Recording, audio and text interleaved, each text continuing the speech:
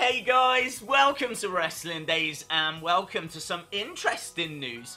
Cageside seats have had a leaked Raw document. Go over to their website to check it out. But I have got all the highlights here of it. And it looks amazing. This is a leaked document, a leaked writer's checklist from last night's Raw. It focuses on the B Team BBQ.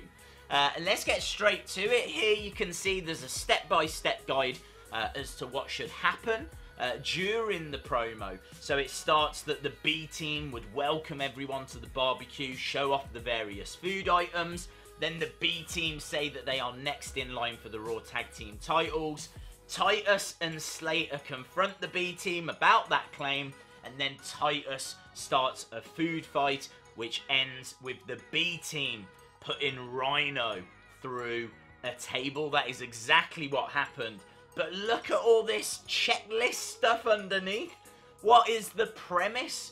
Does the promo make sense as a standalone? Which means if someone was just watching this for the very first time, would it make sense to them? And does it make sense in the show totality? So does it make sense within the storyline that's been told so far? Tell a story, make it entertaining, grab the audience's attention, big finish.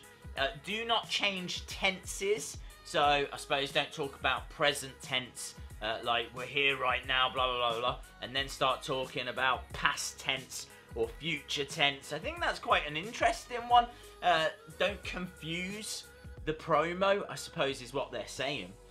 Rehearse your segment backstage and if required in the arena before the doors.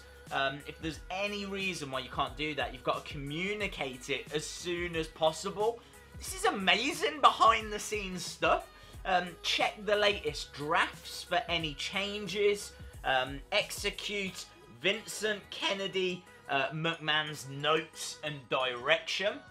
If you find any notes that do not work during in-arena rehearsals or while producing the segment backstage, communicate as soon as possible.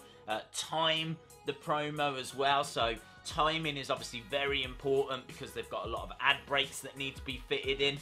So they have to do that. Time the whole thing. Props, producers, the truck, everyone needs to be on the same page. And it carries on. Look, they're talking about the headsets and the cues. So next, tell Kidman and Vincent Kennedy McMahon if you think your segment is going to run heavy. So that's if it's going to overrun. Speak clearly so that they can hear you. Stay ahead of your cues. Repeat yourself if necessary. So if ever they repeat themselves, that might be what they're doing. It's because they're, you know, running a little bit ahead of time. Mic placement, music cues, the order of the entrances, special camera shots, if anything's blocking the shot, what's the last line going to be before the music comes in, who's going to go over in the match, so who's going to win in that match. Obviously that wasn't applicable for the B Team BBQ, but it looks like the same checklist applies to matches as well. And then the aftermath, so run-ins, what music is needed, is there going to need to be a replay, will there be a promo or an interview later on in the show.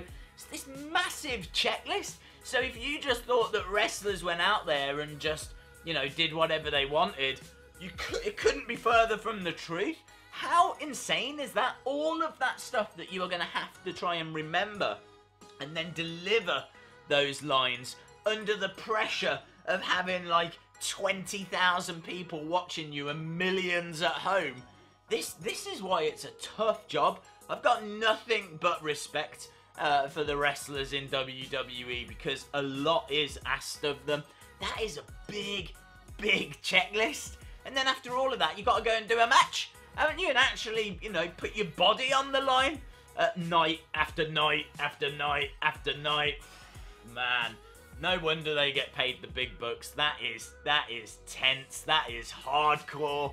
But how interesting to kind of look behind the scenes and have a look and see what's going on, you know? So Very cool. I would love to know your thoughts about this in the comments below.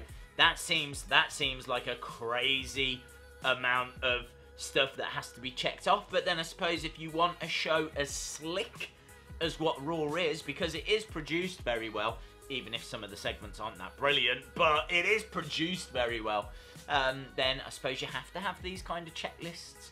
So yeah, very cool. A little peek behind the backstage curtain there. I would love to know your thoughts in the comments below. If you enjoyed the video, give it a like, smash that subscribe so you don't miss any of the videos that are to come. And hopefully, see you again next time. Bye for now.